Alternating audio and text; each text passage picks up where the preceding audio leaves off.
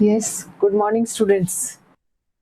So I am explaining the remaining chapter of alternative centers. Can you tell me who will be the alternative of US hegemony? Can you explain? अगर US hegemony decline होती है तो कौन होगा अगला hegemon? Ma'am China. Obviously China. China क्यों होगा? China क्यों होगा? मैम इकोनॉमी की वजह से। बस यही बात है। तो ये टॉपिक जो बेस्ड है वो इसी पे है कि जो चाइनीज इकोनॉमी राइज हुई उसके पीछे क्या रीजंस थे, क्या चीजें थी जिससे कि उसकी इकोनॉमी राइज हुई।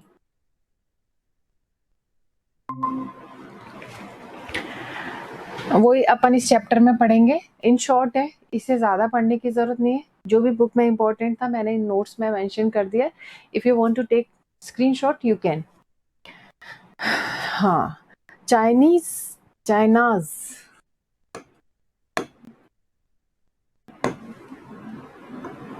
फर्स्ट ऑफ ये China's economic success since 1978 has been linked to its rise as a great power. इसकी चाइनीज इकोनॉमी राइज होना शुरू हो गई थी 1978 से, ये याद रखना, ये इंपॉर्टेंट है। इंडिया क्यों बैकवर्ड रह गया?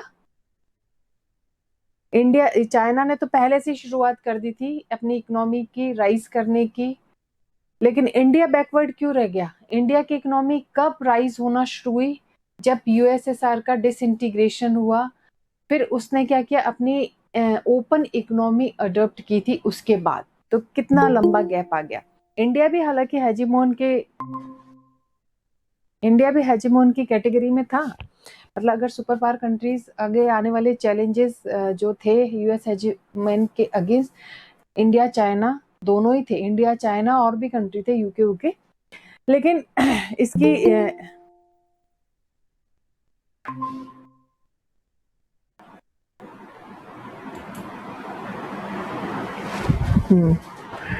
ठीक है।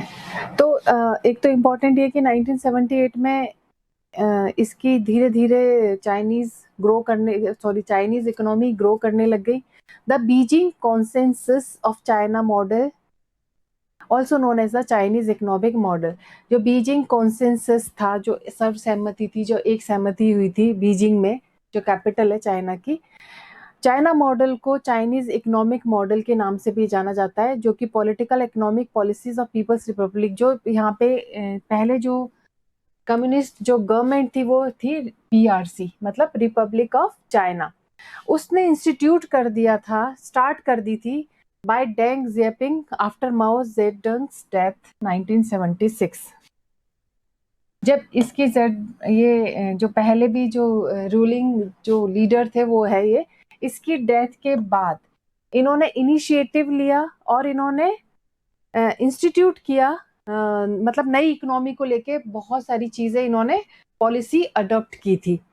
ये इसकी डेथ के बाद हुआ था। जैसे इसमें दे रखा है 1978 में ये राइज होना शुरू करी थी। तो जो जेडोंग था वहाँ लीडर था, जो रूलिंग लीडर था, उसकी डेथ के बाद इन्होंने इंस्टीट्यूट किया नई पॉलिसीज को, ठीक है, जिससे कि चाइना लगातार ग्रो करता गया। China has registered economic success since 1978। इसने जो अपनी सक्सेस रजिस्टर करना स्टार्ट किया वो 1978 से इसकी सक्सेस अप लेवल बढ़ता गया। Projected to take over the US as world's largest economy 2040। ये प्रोजेक्ट किया जा रहा है, ये अज्यूम किया जा रहा है कि जो आगे 2040 तक वर्ल्ड की लार्जेस्ट इकोनॉमी होगी, और ये एक यूएस के अगेंस्ट एक बहुत बड़ा चैलेंज भी हो सकता है।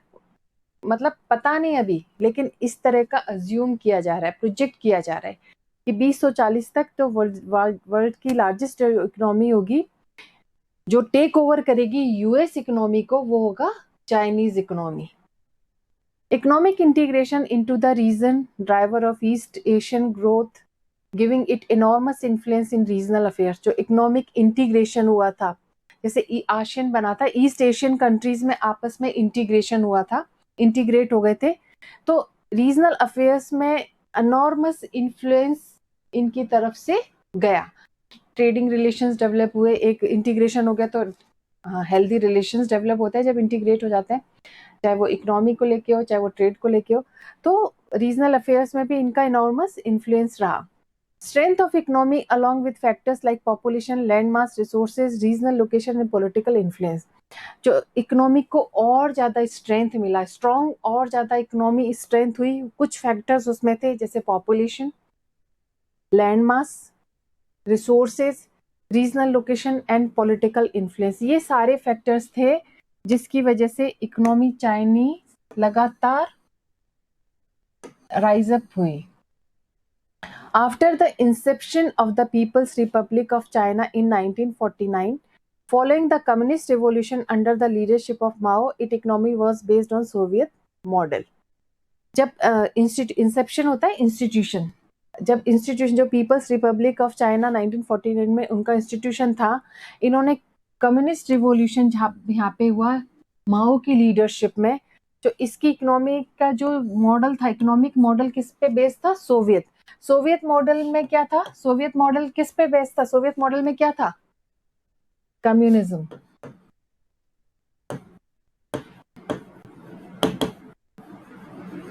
और आपको याद आ रहा हो तो सोशलिज्म। इकोनॉमी की बात करें तो कम्युनिज्म पे था, है ना, बेसिकली ये था, ये मॉडल इन्होंने अडॉप्ट किया था।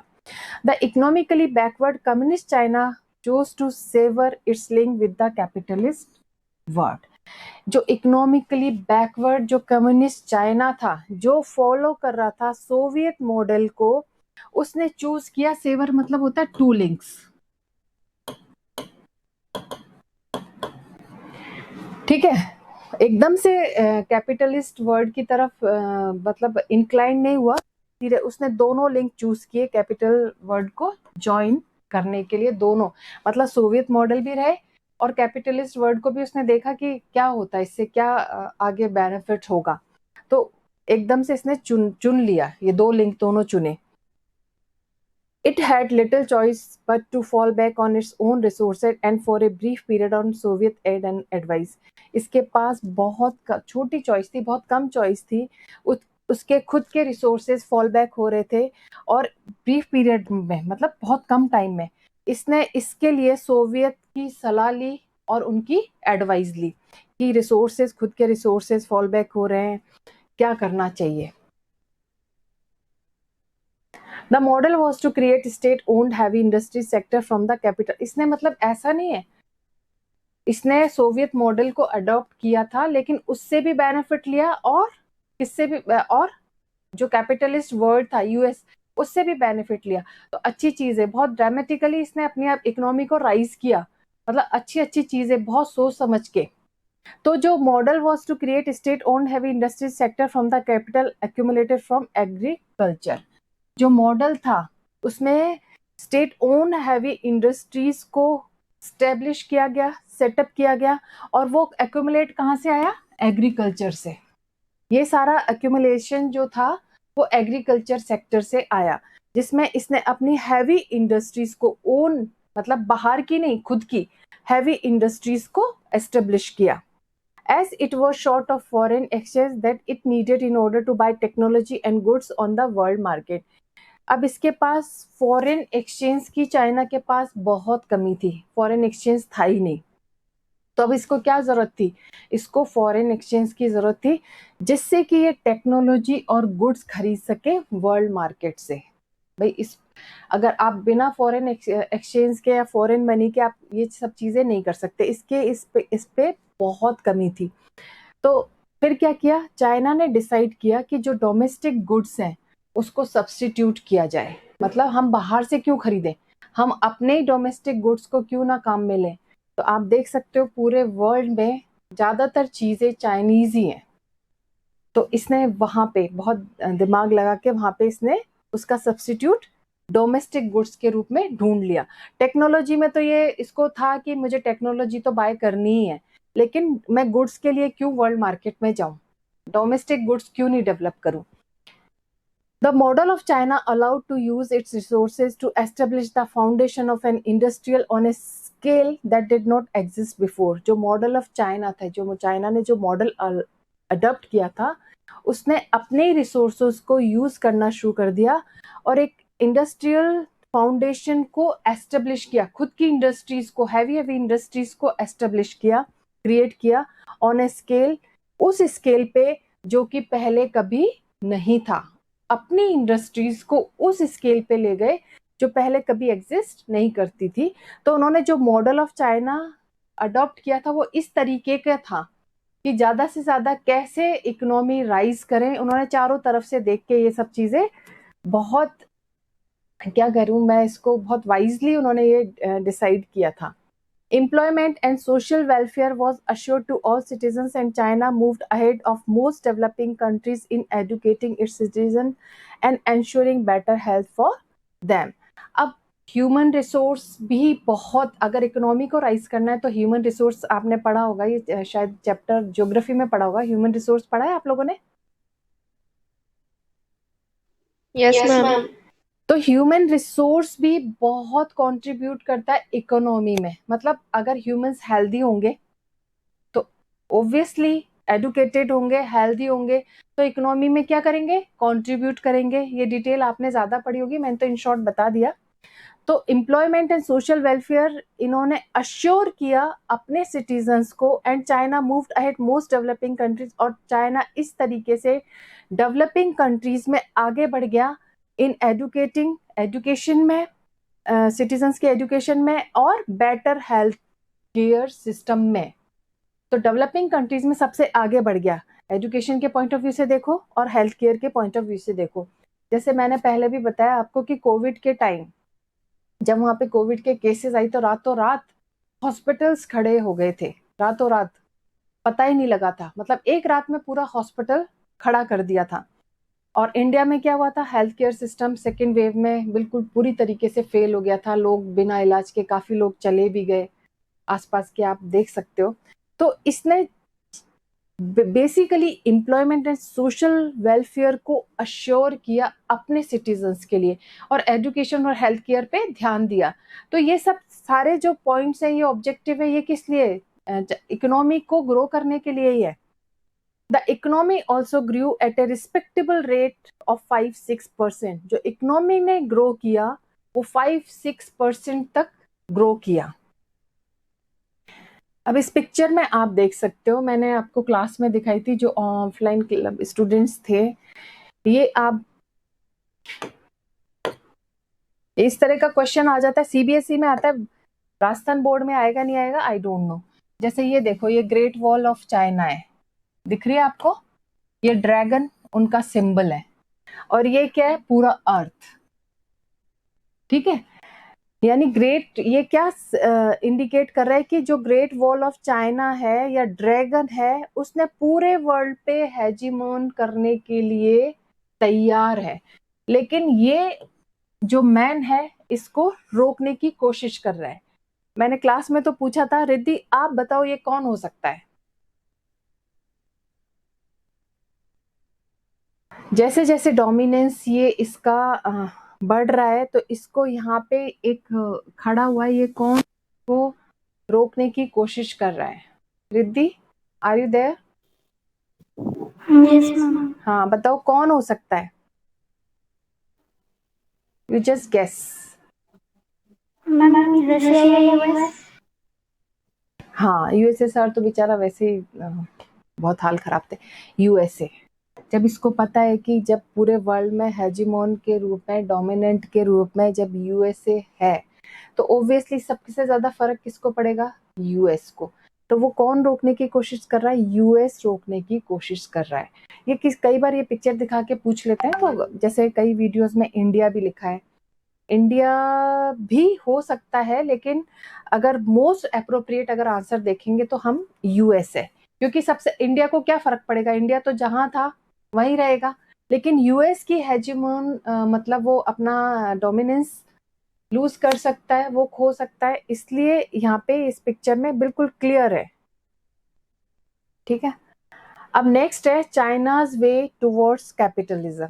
किस तरीके से वो कैपिटलिज्म, कैपिटलिस्ट वर्ल्ड को फॉलो किया, कैसे कैपिटलिज्म में उसका विश्वास जागा, ये है। प्रीमियर जो एनलाई प्रपोज द फोर मॉडर्नाइजेशन। जो उनके जो प्रेसिडेंट, जिसे हम कह सकते हैं, वहाँ पे कम्युनिज्म है तो वहाँ के प्रेसिडेंट या प्रीमियर बोलते हैं, तो जो एनलाई थे उन्होंने फोर मॉडर्नाइजेशन प्रपोज किया था। फोर मॉडर्नाइजेशन ये पूछ सकते हैं, इसलिए आप इसको अंडरलाइन कर ले। Agriculture, industry, science, technology and military. 1973 में ये फोर मॉडर्नाइजेशन प्रपोज की थी। By 1978, Deng Xiaoping announced the open door policy and economic reform in China. 1978 में जो जियापिंग था, वहां का डेंग जियापिंग, उन्होंने ओपन डोर पॉलिसी अडॉप्ट की, अनाउंस की और चाइना में इकोनॉमिक रिफॉर्म किया। ठीक है, The policy was to generate higher productivity by investment of capital and technology from abroad. जो पॉलिसी थी वो हायर प्रोडक्टिविटी के लिए जनरेट हुई थी कि भाई कैसे प्रोडक्टिविटी को बढ़ाएं, इंक्रीज करें। और वो कैसे हो सकता था? कैपिटल एंड टेक्नोलॉजी पे इन्वेस्ट करके, जो कि अब्रॉड से लाए थे वो, है ना, कि भाई पैसा कहाँ लगाएं? डोमेस्टिक गुड्स में नहीं लगाएं, इंडस्ट्रीज में लगाएं, टेक्नोलॉजी में लगाएं, जिससे कि क्या हो, प्रोडक्टिविटी बढ़े। तो इन्होंने अपना जो इन्वेस्टमेंट किया था वो टेक्नोलॉजी जो कि अब्रॉड से आई थी उस पे किया। China followed its own path इन इंट्रोड्यूसिंग ए मार्केट इकोनॉमी। चाइना ने मार्केट इकोनॉमी का एक रास्ता, एक ओन पाथ, खुद का एक तरीका, वे, वो इंट्रोड्यूस किया। The Chinese didn't go for shock therapy but open there economy step by step. Shock therapy क्या होता है? अपन ने पढ़ चुके हैं ये, कौन बताएगा शॉक थेरेपी? शॉक थेरेपी बता दो कोई भी, कल भी बताया है मैंने आप लोगों को क्लास में। शॉक थेरेपी क्या होता है?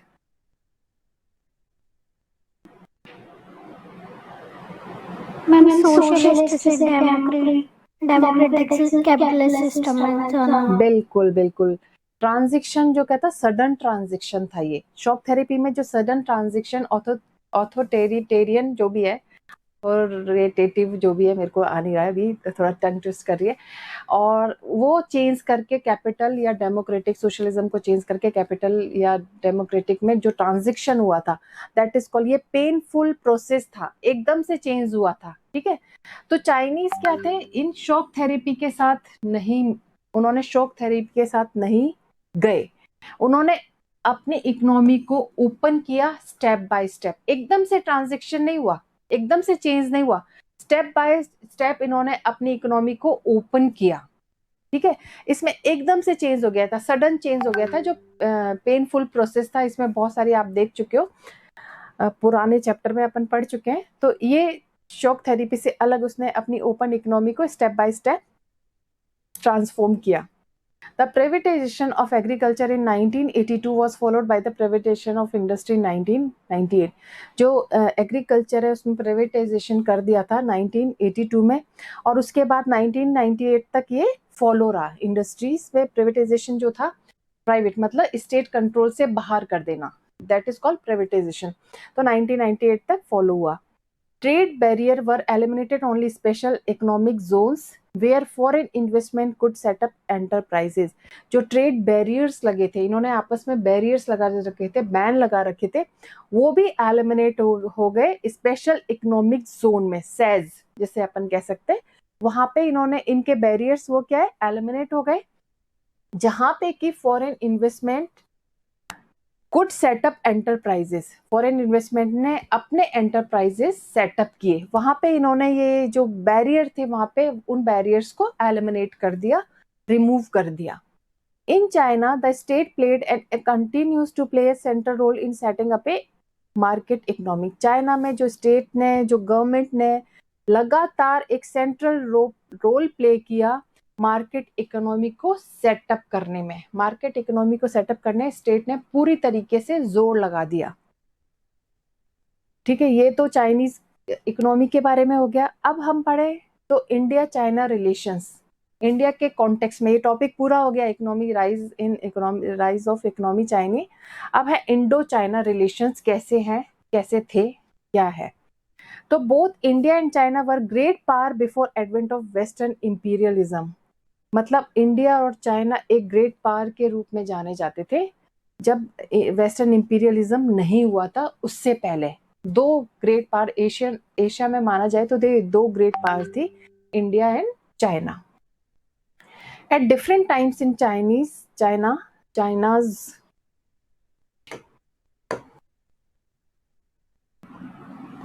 China's long history of dynastic rule, Mongolia, Korea, part of Indo China, Tibet accepted Chinese authority.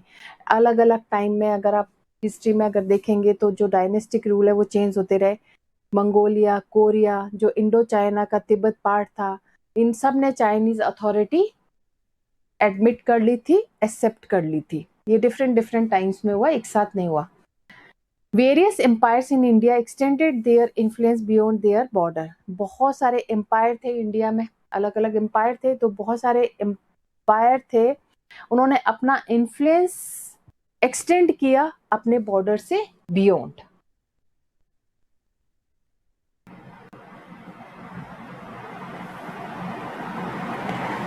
There was limited political and cultural interaction between Indo China. बहुत पॉलिटिकल और कल्चरली देखे तो इंडो चाइना में बहुत कम interaction था, ज्यादा इंटरेक्शन नहीं था। In 20th century, when both national confronted each other, they had some difficulty to develop foreign policy to deal with each other.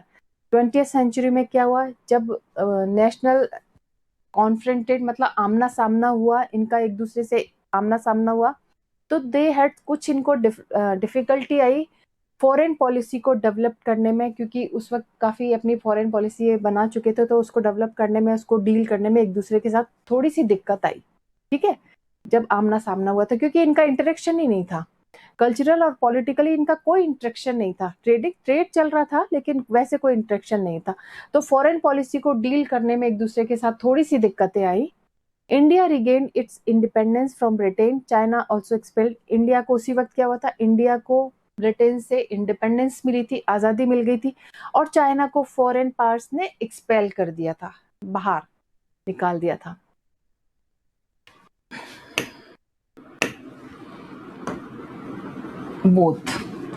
both come together to shake the future of developing world. The slogan Hindi चीनी भाई भाई was popular. दोनों एक साथ आए, दोनों ने जोर लगाया कि चलो इंटरेक्शन शुरू हुआ डेवलपिंग वर्ल्ड में। इन्होंने अपने अपने फ्यूचर को सिक्योर करने के लिए इन्होंने एक स्लोगन दिया, दैट इज हिंदी चीनी भाई भाई। आपने सुना, ये बहुत पॉपुलर भी हुआ था कि चलो हाथ मिला लेते हैं, दोनों एक दूसरे के लिए हाथ मिला लिया, इंटरेक्शन हुआ। तो फिर भी इंडो चाइना में जो डिस्प्यूट्स थे, ये आपके चैप्टर में मेंशन नहीं है, मैंने इसको इसलिए एलाबोरेट कर दिया ताकि अगर आए तो आपको समझ आ जाए कि कौन कौन से डिस्प्यूट है। बहुत छोटा सा दे रखा है तुम्हारी एनसीईआरटी बुक में, बट इसको मैंने थोड़ा डिस्क्रिप्टिव वे में समझा रखा है ताकि चैप्टर क्लियर हो जाए तुम्हें। तो इंडो चाइना रिलेशंस में जो डिस्प्यूट्स थे, जो कॉन्फ्लिक्ट्स थे, वो किन किन इश्यूज पे थे। जो फर्स्ट इश्यू था, सबसे पहले था Tibet issue.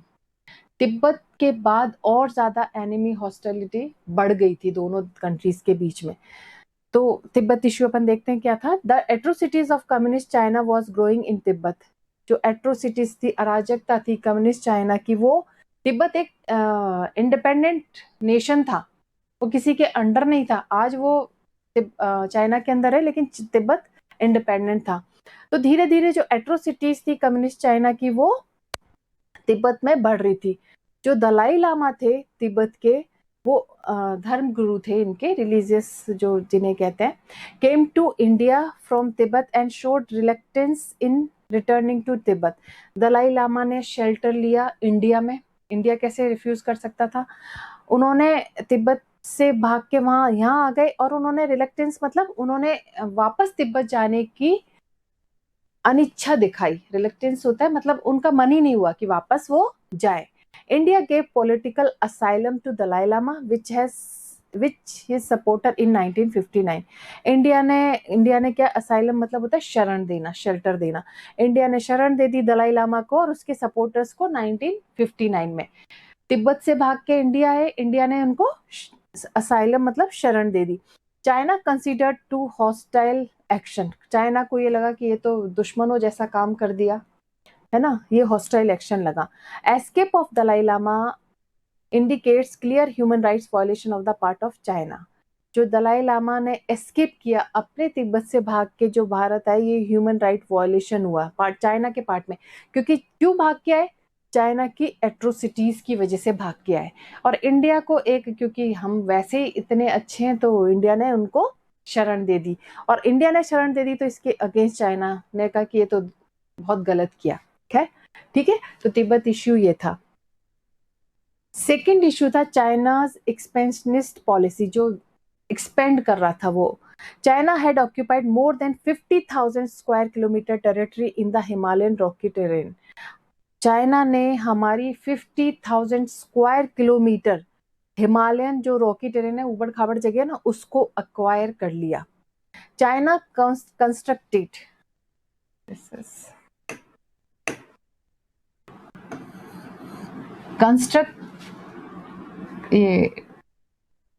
constructed road construction in Aksai Chin region of Ladakh, but Nehru was not unaware. China ने अभी भी ये सब चल रहा था। स्काई चिन अगर आप देखोगे रिसेंटली भूटान से एक रोड जा रही है, इस पे बिना परमिशन के चाइना ने अपनी रोड बना रहा है और धीरे धीरे हर छोटी मोटी जो हमारे आसपास की कंट्रीज है उनको अपने उसमें लेने की कोशिश कर रहा है। खैर उस वक्त का हम इश्यू देखते हैं। चाइना ने रोड कंस्ट्रक्शन शुरू कर दी अक्साई चिन रीजन में, लद्दाख में, जो कि, और इससे नेहरू अनअवेयर थे।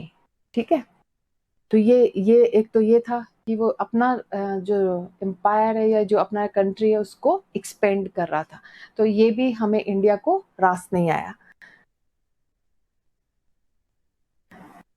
नेक्स्ट जो डिस्प्यूट था वो encroachment of India terrain. India terrain को एनक्रोच मतलब छीनना। When China attacked suddenly in 1962, ये सबसे बुरा दिन है। 1962 के बिटर रिजल्ट्स आज तक हैं। जब चाइना ने अटैक किया 1962 में, India soldiers were not ready for war. अचानक ये जो युद्ध किया था, अटैक किया था, अचानक किया था और हमारे सोल्जर्स रेडी नहीं थे। So Indian soldiers could not compete against advance Chinese troop. Advance जो चाइनीज ट्रूप थी इनको कॉम्पीट नहीं कर सके Indian soldiers. After a month, एक महीने बाद, after China completed all its strategic political objective, जब चाइना ने अपने पूरी स्ट्रैटेजिक पॉलिटिकल ऑब्जेक्टिव को फुलफिल कर लिया, कंप्लीट कर लिया, it announced a unilateral cease fire and went back. उसने एक यूनिलेटरल सीज फायर मतलब युद्धबंदी को रोक दिया और वापस चला गया जब उसके पूरे ऑब्जेक्टिव फुलफिल हो गए तो। ठीक है, तो इससे भी इंडिया नाराज था कि अचानक अटैक करना, मतलब इंडियन सोल्जर्स जब रेडी नहीं थे और एडवांस उनके पास इतनी एडवांस ट्रूप थी, उनके आगे कॉम्पीट करना थोड़ा सा डिफिकल्ट था। फिर नेक्स्ट है water dispute. Not only border dispute but also water controversy is a point of contention. केवल बॉर्डर डिस्प्यूट ही नहीं था चाइना के साथ, हमारा वाटर कंट्रोवर्सी भी एक पॉइंट है सोचने का, कंटेंशन मतलब सोचने समझने का। द ब्रह्मपुत्र, जो हमारी ब्रह्मपुत्र रिवर है जिसको चाइना में यारलंग टी सांगपो के नाम से जाना जाता है, China is ensuring security bye constructive A giant dam in high mountain. इसने चाइना ने किया क्या, हाई माउंटेन पे अपना डैम, जायंट विशाल डैम बनवाया अपने पानी मतलब जिससे कि पानी को वो चाइना में रोक सके। It is the water scarcity environment risk of the entire Indian, ये इंडियन सब कॉन्टिनेंट के लिए जब पानी को वहीं रोक लेगा तो क्या होगा, वाटर स्केसिटी आ जाएगी। और एनवायरमेंटल की हाई माउंटेन्स में अगर आप इतना जायंट डैम बनवा रहे हो तो एनवायरमेंट के हिसाब से भी ये बहुत बड़ा रिस्क है। तो ये भी एक रीजन था। China avoids given technical information और कंसल्टेशन विद इंडिया। चाइना ने पूछना जरूरी नहीं समझा उसने कोई इंफॉर्मेशन ना तो इंडिया को दी, ना कोई सलाह ली कि मैं ये करने जा रहा हूँ। उसने बिना किसी सलाह के, बिना किसी इंफॉर्मेशन के ये जो जायंट डैम है वो बनाया। India has raise the issue many times but we didn't get any assurance from China. ऐसे इश्यूज को इंडिया ने कई बार रेज किया, कई बार आवाज उठाई, लेकिन चाइना की तरफ से अभी तक कोई अश्योरेंस नहीं आया। तो ये इनके डिस्प्यूट्स की प्रॉब्लम थी। कॉन्फ्लिक्ट्स जो थे इंडिया चाइना में वो ये थे। अब है सिग्निफिकेंट चेंजेस। इंडो चाइना के बीच में जो चेंजेस आए, सिग्निफिकेंट चेंजेस आए, वो क्या थे? After cold war, not Wars, it is war, their relations now have strategic as well as an economic dimension. Cold war के बाद जो इनके रिलेशंस थे वो स्ट्रैटेजिक के साथ साथ इकोनॉमिक लेवल पे भी थोड़ा सा चेंज आया। But both view themselves as rising power in global politics. Global politics में ये खुद को, दोनों इंडिया और चाइना, अपने आप को राइजिंग पावर के रूप में देख रहे थे। Both would like to play major role in the Asian economic and politics. दोनों चाहते थे कि एशियन इकोनॉमी एंड पॉलिटिक्स में ये दोनों, इंडिया और चाइना, की हम मेजर रोल प्ले करें। PM Rajiv Gandhi visit to China in December 1988 for improving India China relation. Rajiv Gandhi ने अपना दिसंबर 1988 में चाइना विजिट किया ताकि उनके रिलेशंस डेवलप हों, अच्छे रिलेशंस बने। Since even both government have taken measures to contain conflict and maintain peace and tranquility on the borders. तो दोनों गवर्नमेंट ने बहुत सारे ऐसे मेजर्स लिए, कॉन्फ्लिक्ट्स जो थे उनको रिजॉल्व करते हुए पीस एंड ट्रैंक्विलिटी को मेंटेन करने का अश्योरेंस दिया बॉर्डर पे, कि पीस एंड ट्रैंक्विलिटी मतलब स्थिरता रहेगी, कहीं कुछ झगड़े लड़ाई जैसी स्थिति नहीं आएगी। They have signed agreement on cultural exchange and cooperation in science and technology and opened 4 border posts for trade. इन्होंने एक एग्रीमेंट साइन किया जो कि कल्चरल एक्सचेंज के लिए को लेके था एग्रीमेंट, और कॉपरेशन को लेकर था साइंस एंड टेक्नोलॉजी में, कि एक दूसरे को कॉपरेट करेंगे। और अपने 4 बॉर्डर्स को ट्रेड के लिए इन्होंने ओपन कर दिया था। जो बॉर्डर बंद थे, बैरियर थे, वो इन्होंने ओपन कर दिए थे।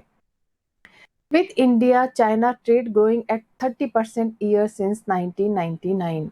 1999 से इंडिया और चाइना का जो ट्रेड है वो 30% तक ग्रो किया।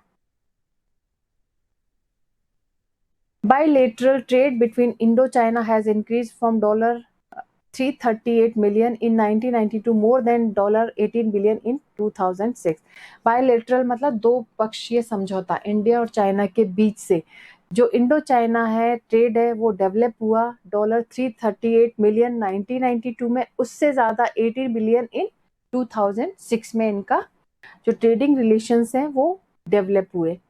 At the global level, both the countries adopted similar policy in international economic institution like World Trade Organization. Global level पे दोनों ही countries ने similar policies को adopt किया, है ना, इंटरनेशनल इकोनॉमिक इंस्टीट्यूशन की तरह, जैसे वर्ल्ड ट्रेड ऑर्गेनाइजेशन WTO, उसकी तरह ही इन्होंने क्या किया, ग्लोबल लेवल पे सिमिलर पॉलिसीज को अडॉप्ट किया, मतलब इंटरनेशनल लेवल पे आप कह सकते हो इसको।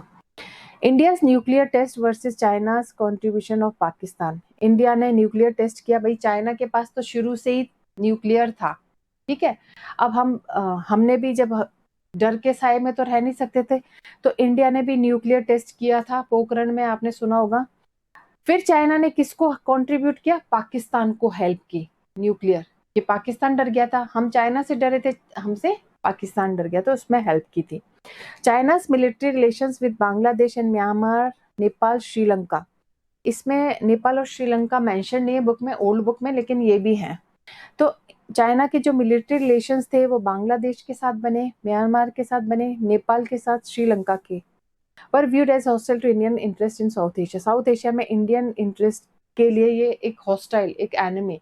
नेपाल की इतनी हेल्प की है, लेकिन डेवलप कहाँ से नेपाल ने डेवलप रिलेशंस किसके साथ किए, चाइना के साथ। खैर ये स्ट्रैटेजी है, सबकी अपनी पॉलिटिकल स्ट्रैटेजी होती है। Boundary disputes and efforts to solve them. Boundary disputes और एफर्ट्स से इन सब चीजों को सॉल्व किया जा चुका है, किया जा सकता है, किया जाएगा। So this chapter, the alternative center, has been completed. Now we'll start new chapter SARC on Monday. If you have any queries, you can ask the question.